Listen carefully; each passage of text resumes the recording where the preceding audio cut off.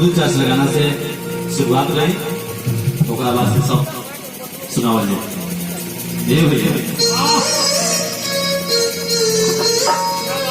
भैया कहल गया कि हिंदू धर्म में कौन भी पूजा होला तो गणेश बाबा के बोला हो जाला। ये लड़का बड़ा प्रेम से बाबा से कहता कि हे बाबा रब सुभानी माई के खावे बोलाते हैं वो राजा मनन के चिन्ह पर हाँ माई के बोलाते हैं। अच्छा लड़के के चिन्ह पर तो नहीं हो सोचे वाला बात ये सुनो वाला बाबा आगे के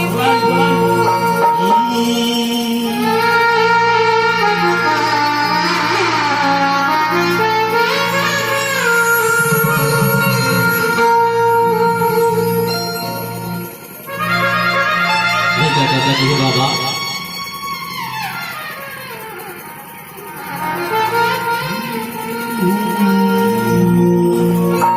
बाबा के पूजा में हाथ उठाए दोनों से भैया लोग बाबा के पूजा ला बाबा के है ना से क्यों ना पूजा सबसे पहले वही का पूजा ही है ना से माता जी लोग माथा दुखा उनका ये में कितना लोग जानते नहीं क्या करेगा भीड़ हो सुनो वही बात उठा के भगुआ नहीं रहता कौन से वो तो भगुआ नहीं रहती कैसे कहें ये जीने का सबक सिखा है साई के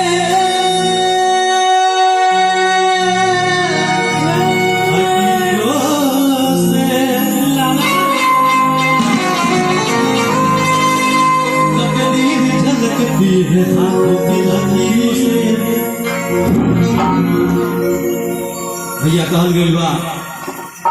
अगर माई के दरबार में सच्चा मन से जे हाथ उठावेला ओकर दुख बलाई सब दूर हो जाला। लेकिन कितना लोग कहला हाथ उठेबा कुछ देवे ना करी सच्चा दिल से मांग के तो देखी सब पूरा करेंगे कि जीने का